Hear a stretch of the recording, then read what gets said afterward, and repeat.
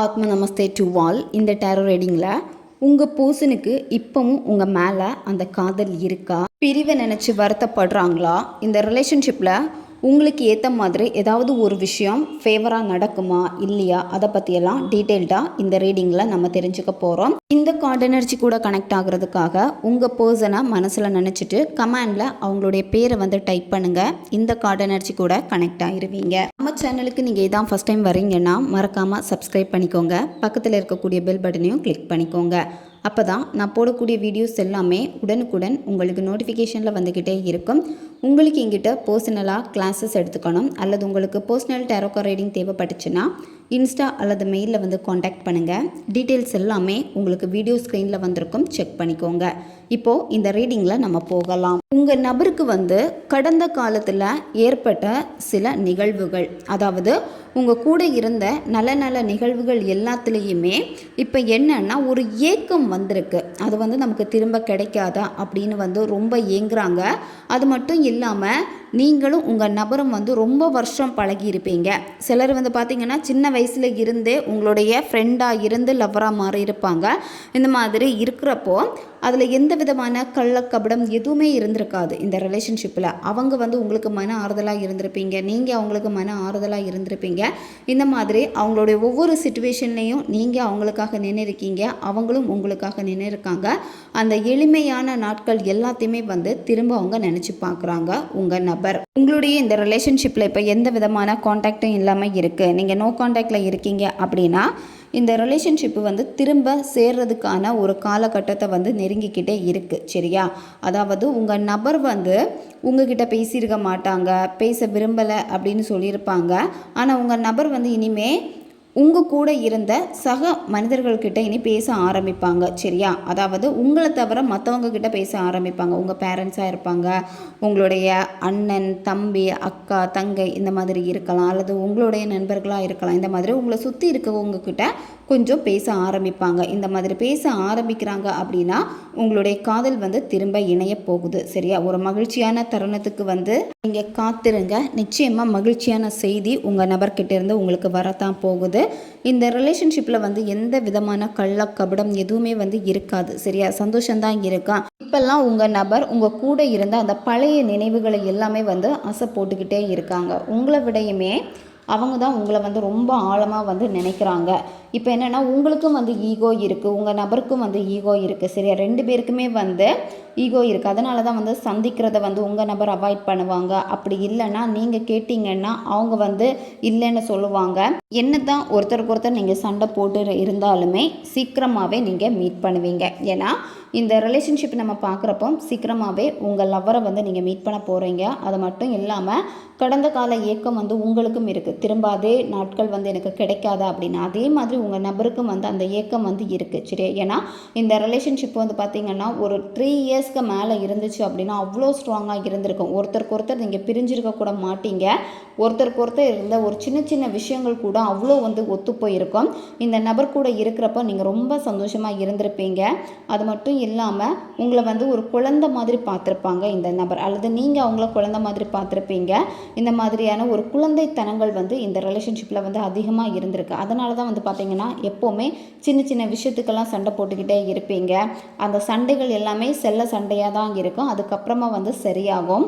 இப்போ கூட நீங்கள் பேசாமல் பிரிஞ்சிருக்கீங்க அப்படின்னா மன ரீதியாக வந்து குணமடைஞ்சிக்கிட்டே வரீங்க. நீங்களும் சரி உங்கள் நபரும் சரி மன ரீதியாக குணமடைஞ்சிட்டே வராங்க. சீக்கிரமாகவே வந்து பார்த்திங்கன்னா நல்ல ஆறுதலான ஒரு இனிமையான ஒரு நிகழ்வு இந்த ரிலேஷன்ஷிப்பில் வந்து நடக்க போகுது. சரியா? அதனால தான் இப்போ அதிகமாக உங்களுடைய நினைவுகளில் உங்கள் நபர் வந்து ரொம்ப ரொம்ப வாடி தவிக்கிறாங்க. ஏன்னா உங்களை வந்து அவங்க உண்மையாகவே நேசிச்சிருக்காங்க, ரொம்ப அதிகமாக நேசிச்சிருக்காங்க. எவ்வளோ தான் வெறுப்பை காட்டி இருந்தாலுமே இப்பெல்லாம் உங்களுடைய நினைவுகள் வந்து இவங்களுக்கு அதிகமாக வந்து வந்துக்கிட்டே இருக்குது. உங்கள் நபர் ஏதோ ஒரு விஷயத்த உங்ககிட்ட இருந்து ஹைடு பண்ணுறாங்கன்னு நீங்கள் நினச்சிருக்கீங்க. அதனாலே உங்கள் 2 பேருக்கு இடையில வந்து சண்டை ஆகி 2 பேரும் பேசாமல் இருக்கீங்க. உங்கள் நபருக்கு அது எப்படி இருக்குன்னா அவங்க நார்மலாக தான் எடுத்திருக்காங்க. ஆனால் நீங்கள் தான் அதை வந்து ரொம்ப சீரியஸாக எடுத்திருக்கீங்க. நீங்கள் சீரியஸாக எடுத்ததுனால தான் உங்கள் பர்சன் வந்து கொஞ்சம் அமைதியாகி பேசாமல் பிரேக்கப் இந்த மாதிரியான ஒரு சுச்சுவேஷனுக்கு வந்து போயிருக்கு இந்த ரிலேஷன்ஷிப்பு.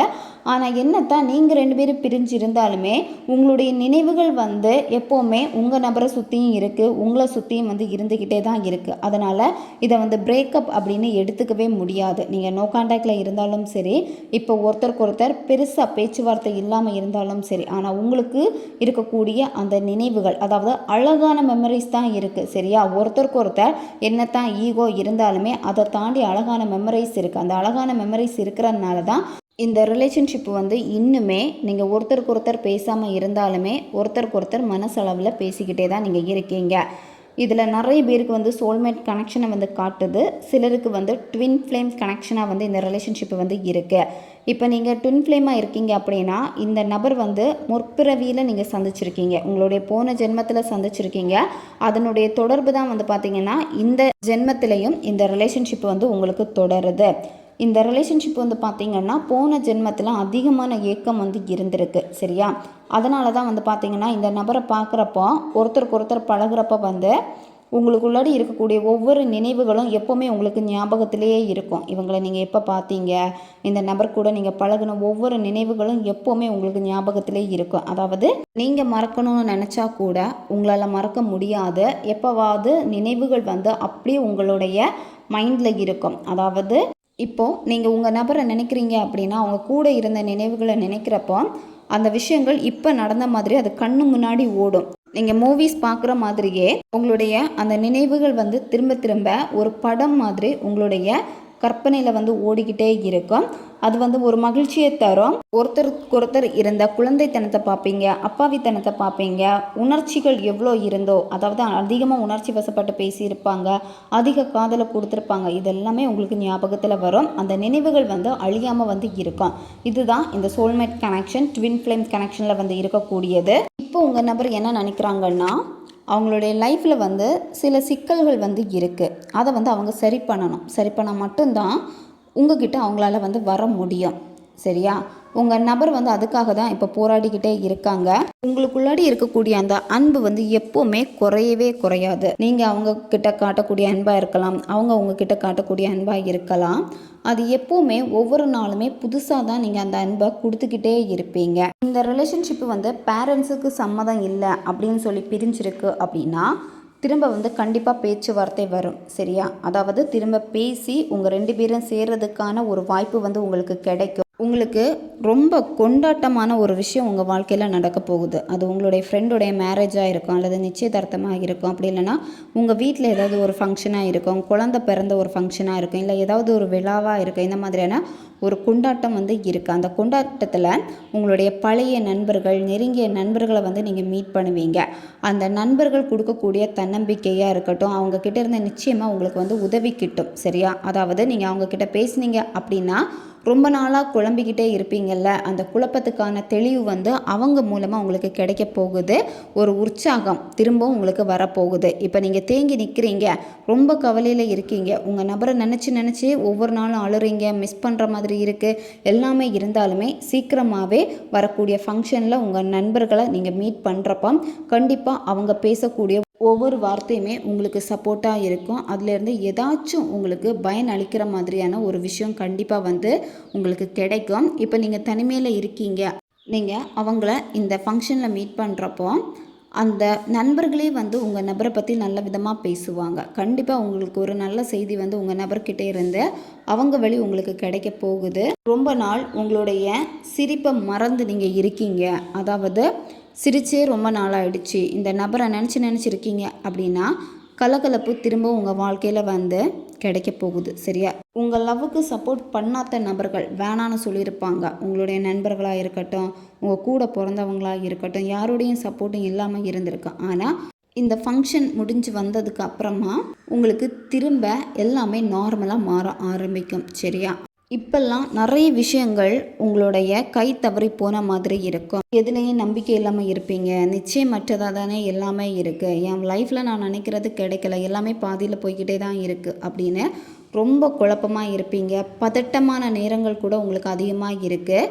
இதெல்லாம் இருந்தாலுமே உங்களுடைய மனசை நீங்கள் முதல்ல நம்புங்க. சரியா? உங்கள் மனசை நீங்கள் நம்பினீங்க அப்படின்னா நிச்சயமாக உங்கள் மனசை நீங்கள் நம்ப நீங்கள் என்ன கேட்குறீங்களோ அதுக்கான ஒரு வாய்ப்பு வந்து உங்களுக்கு கிடைக்கும். நீங்கள் தூங்குறப்ப வந்து கனவு பயிற்சி வந்து நீங்கள் செய்யணும். அதாவது ட்ரீம் மெத்தடு ஆல்ரெடி நம்ம சேனலில் வந்து அப்லோட் பண்ணியிருக்கு. இந்த மெத்தடு பிளேலிஸ்ட்டில் ட்ரீம் மெத்தடுன்னு இருக்கும். அதை செக் பண்ணிக்கோங்க. அதை நீங்கள் பயிற்சி பண்ணுங்கள். அதாவது நைட்டு தூங்குறப்ப தான் இது செய்கிற மாதிரி இருக்கும். இதை நீங்கள் செய்கிறப்ப வந்து நிறைய விஷயங்களுடைய உண்மைகள் வந்து உங்களுக்கு தெரிய ஆரம்பிக்கும். மறைக்கப்பட்ட உண்மைகள், உங்கள் நபர்கிட்ட நீங்கள் என்ன பேசணும்னு நினைக்கிறீங்களோ அந்த விஷயத்தை நீங்கள் பேசுகிறப்ப கண்டிப்பாக அவங்களுடைய ஆழ் மனதில் வந்து அது போய் பதியும்.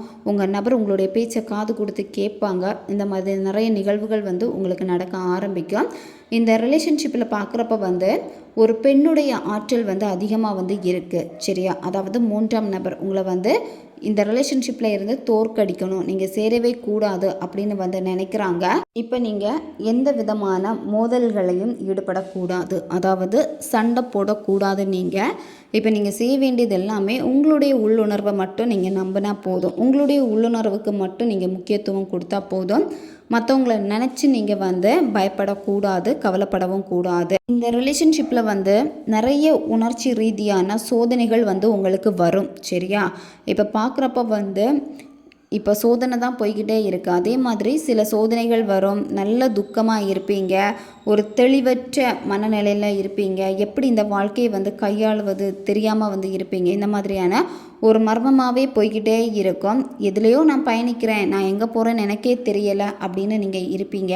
ஆனால் இதெல்லாமே வந்து மாறும். சரியா? அதுக்கு தான் உங்களுடைய உள் உணர்வை வந்து நீங்கள் நம்பணும். உங்கள் நபர் வந்து கண்டிப்பாக ஃபீல் பண்ணுவாங்க, தவறாக உங்களை புரிஞ்சிருக்காங்க அப்படின்னு சொல்லிட்டு கண்டிப்பாக அவங்க மன்னிப்பு கேட்பாங்க.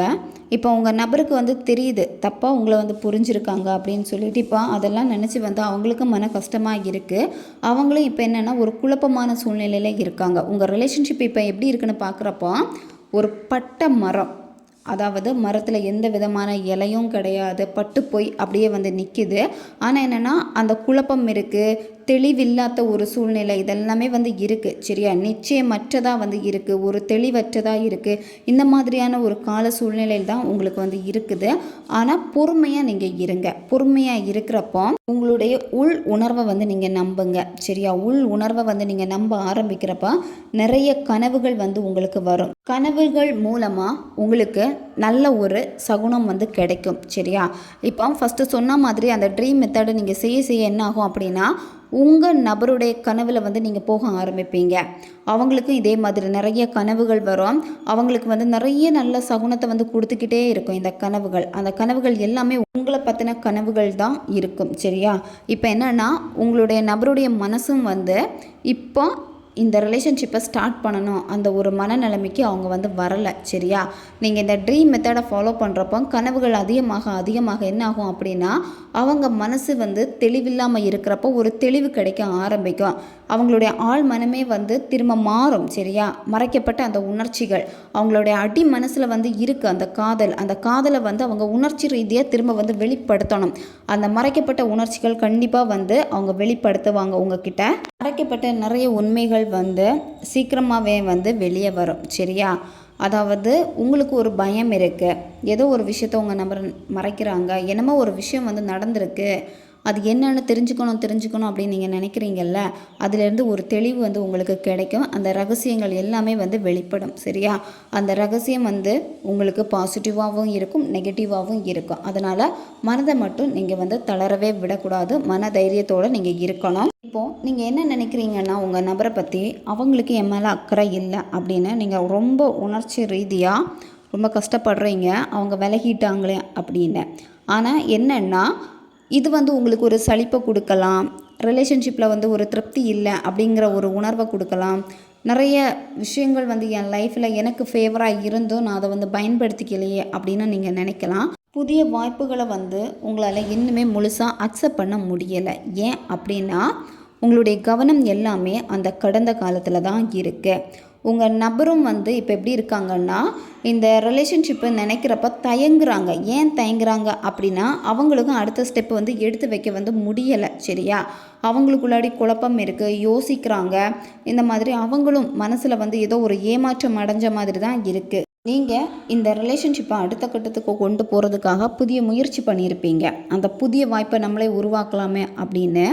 அது உங்கள் நபருக்கு வந்து gift கொடுக்குறதா இருக்கட்டும், இல்லை நீங்களா மெசேஜ் பண்ணுறதா இருக்கட்டும், இல்லை அவங்கக்கிட்ட நீங்கள் கெஞ்சி பேசுகிறதா இருக்கட்டும், இந்த ரிலேஷன்ஷிப்பை திரும்ப வேணும் அப்படின்னு ரொம்ப கெஞ்சுறதா இருக்கட்டும், இந்த மாதிரியெல்லாம் நீங்கள் செஞ்சுருப்பீங்க. செஞ்சும் இதிலேருந்து எந்த பலனும் இல்லாமல் இருக்குது அப்படின்னா உங்கள் நபருக்கு வந்து ஆர்வம் இல்லை. சரியா? ஆர்வம் இருந்து அப்படின்னா அவங்க ஸ்டெப் எடுத்திருப்பாங்க. ஆர்வம் இல்லை, உங்கள் நபருக்கு உண்மையாலுமே ஆர்வம் இல்லையா அப்படின்னு வந்து பார்க்குறப்போ அவங்களுக்கு என்னென்னா வேறு ஏதோ ஒரு விஷயம் மனசில் ஓடிக்கிட்டே இருக்குது உங்கள் நபருக்கு. சரியா?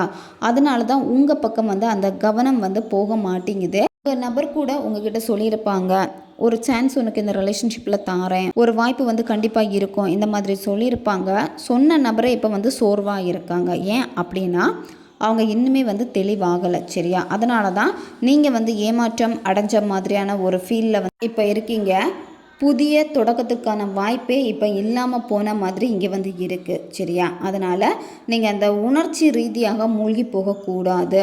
அதாவது நீங்கள் என்ன பண்ணிகிட்ருக்கீங்கன்னா உங்கள் நபருடைய ஒவ்வொரு செயலுமே வந்து உங்களுக்கு எதிராக இருக்கிறப்போ உங்களுக்குள்ளாடியே நீங்கள் திரும்ப திரும்ப மாட்டிக்கிட்டே இருக்கீங்க. அதாவது உங்கள் மனசை வந்து ரொம்ப சுருக்கிக்கிட்டே இருக்கீங்க. புதிய வாய்ப்புகளை வந்து புறக்கணிச்சிக்கிட்டே இருக்கீங்க. நான் என்ன பண்ணாலும் எனக்கு கிடைக்கல, நடக்கலை அப்படிங்கிற ஒரு மைண்ட் செட்டில் நீங்கள் இருக்கீங்க.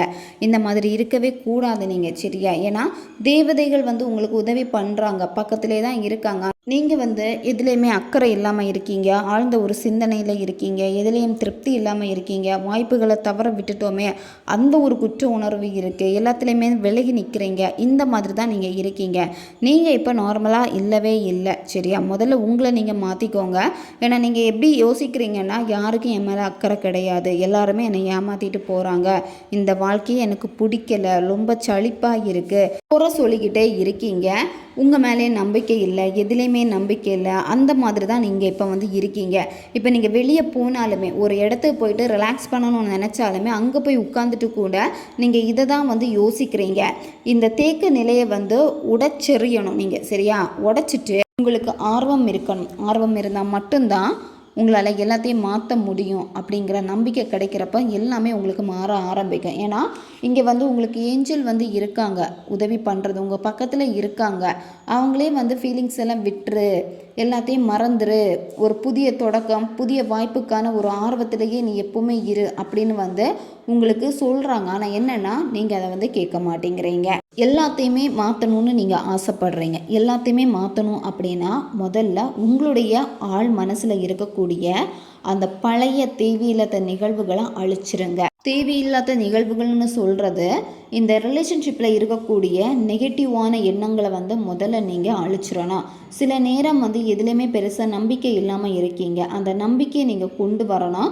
கொண்டு வந்தால் மட்டும்தான் வெற்றியின் உச்சத்தை வந்து நீங்கள் அடைய முடியும். இப்போ உங்கள் பர்சன் வந்து வெற்றியை வந்து அடைஞ்சிட்டாங்க. அவங்க ரொம்ப நாள் வந்து என்ன ஒரு விஷயத்தை எதிர்பார்த்தாங்களோ அந்த வெற்றியை வந்து அடைஞ்சிட்டாங்க. வெற்றி அடைஞ்சாலுமே உங்கள் நபருடைய மனசு வந்து சந்தோஷம் வந்து கிடையாது. ஏதோ ஒன்று நான் இழந்துட்டேனே அப்படிங்கிற ஒரு உணர்வில் வந்து அவங்க வந்து இருக்காங்க.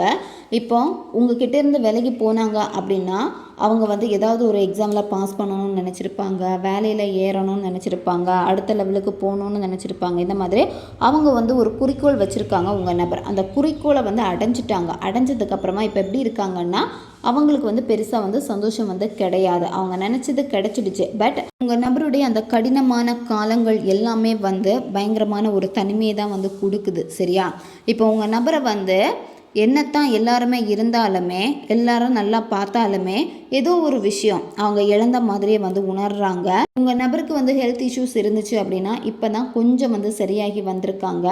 கொஞ்சம் அவங்களுடைய சைடு பார்க்குறப்போ கொஞ்சம் பண கஷ்டம் வந்து இருக்குது. உங்கள் நபருடைய சைடில் வந்து பண கஷ்டம் இருக்குது. மனசு சரியில்லை. அதனால தான் எல்லாத்துலேயுமே இருந்து தனியாக கொஞ்சம் ஒதுங்கி இருக்காங்க. ஏன்னா உங்கள் நபர் வந்து நம்பின நபர்களும் வந்து ஏமாற்றிட்டு போயிருப்பாங்க. உங்கள் நபருக்கு வந்து இப்போ பணம் வந்து தேவை. சரியா?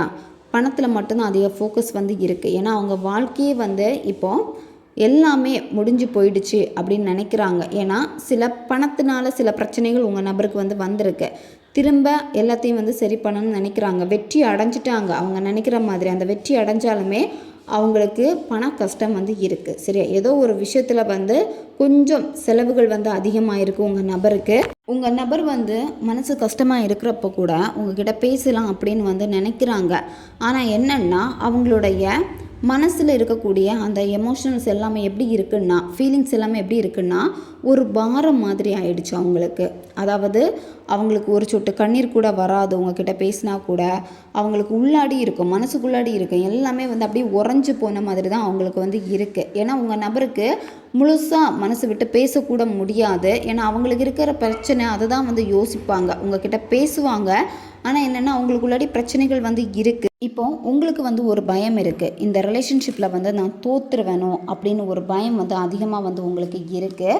இப்போ வந்து உங்களுக்கு என்ன பண்ணுறது, இந்த ரிலேஷன்ஷிப்பில் என்ன முடிவு எடுக்கிறது, என்ன ஆகும் அப்படின்னு தெரியாமல் நீங்கள் நிற்கிறீங்க. உங்களை சுற்றியே நீங்கள் வந்து தேவையில்லாமல் ஒரு கற்பனையை வளர்த்தி தேவையில்லாமல் நீங்களே வந்து உங்களை நீங்களே கட்டி போட்டு வச்சுருக்கீங்க. அதாவது ஏதாவது ஒரு விஷயத்தில் வந்து சக்ஸஸ் பண்ணணும்னு நினச்சோம், என்னால் முடியாது அப்படின்னு தேங்கி நிற்கிறது.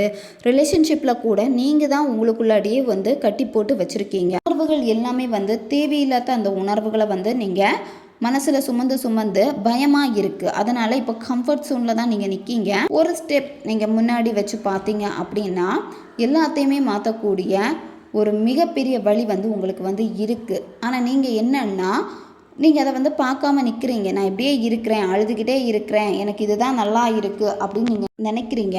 ஆனால் அதை தாண்டி வரப்போ ஒரு சூப்பரான உங்களுக்கு நினச்ச வாழ்க்கையை உருவாக்கக்கூடிய ஒரு மாளிகையே உங்களுக்கு வந்து இருக்குது. தவறான எண்ணங்களை வந்து கை விட்டுருங்க. தவறான எண்ணங்களில் தான் நீங்கள் சிக்கி கொண்டுட்டே இருக்கிறப்போ நீங்கள் தளர்ந்து போகிறீங்க. சூழ்நிலைகளை வந்து சமாளிக்க முடியலை, உங்களால் சமாளிக்க தெரியலை, நம்பிக்கை இல்லை. அதுதான் அதிலேருந்து வெளியேறதுக்கு எந்த விதமான வழியும் இல்லையே அப்படின்னு நம்பிக்கிட்டே இருக்கிறனால தான் உங்களால் வெளியே வர முடியாமல் வந்து இருக்குது. சரியா? நீங்கள் தான் வந்து சுயமாக உருவாக்கி வச்சுருக்கீங்க. வழியே இல்லை அப்படிங்கிறத நம்பி வச்சுருக்கீங்க. ரிலேஷன்ஷிப்பில் கூட உங்களுக்கு ரொம்ப பயம் இருக்குது.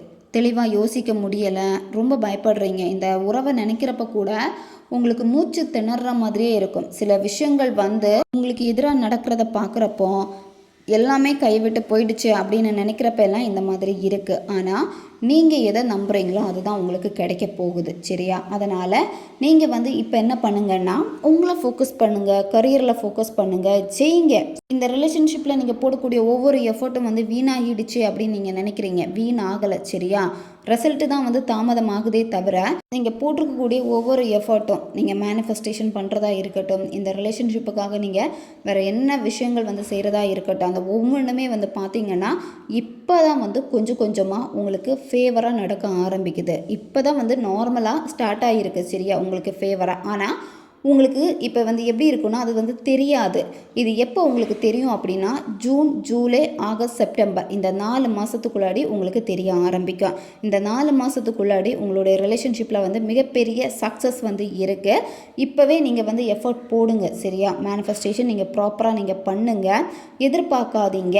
ஏன்னா நீங்கள் போட்டும் பலன் இல்லை அப்படின்னு நீங்கள் நினச்சிட்ருக்கீங்க. இவ்வளோ நாள் போட்ட ஒவ்வொரு விஷயமே வந்து வேஸ்ட்டாக போயிடுச்சுன்னு நினைக்கிறீங்க. ஆனால் வேஸ்ட்டாக போகலை. ஒவ்வொன்றுமே வந்து இப்போ தான் வந்து ஸ்டார்ட் ஆகிருக்கு. கண்டிப்பாக நீங்கள் போட்ட எஃபர்ட்டுக்கான பலன் வந்து நிச்சயமாக உங்களுக்கு இதில் வந்து கிடைக்க போகுது. யாரெல்லாம் உங்களை வந்து ரொம்ப ஏளனமாக பேசினாங்களோ அவங்க முன்னாடி வந்து நீங்கள் வாழ்ந்து காட்ட போகிறீங்க. நல்ல ஒரு சைன் வந்து உங்களுக்கு கூடிய சீக்கிரமாக வரப்போகுது. ஜூன், ஜூலை, ஆகஸ்ட், செப்டம்பர் இந்த 4 மாதத்துக்குள்ளாடியே நிறைய மாற்றங்கள் உங்களுக்கு ஃபேவராக வந்து நடக்க போகுது. எப்போவுமே பாசிட்டிவாக இருங்க. ஓகே காய்ஸ், இதுதான் இந்த ரீடிங். இது வந்து ஜென்ரல் ரீடிங் தான். பொருந்தக்கூடிய விஷயங்களை மட்டும் எடுத்துக்கோங்க, மற்றதை விட்டுருங்க. உங்களுக்கு பர்சனல் டேரோ கார்ட் ரீடிங் தேவைப்பட்டுச்சுன்னா இன்ஸ்டா அல்லது மெயிலில் வந்து காண்டாக்ட் பண்ணுங்கள். அடுத்த ஒரு வீடியோ பதிவில் சந்திக்கலாம். நன்றி.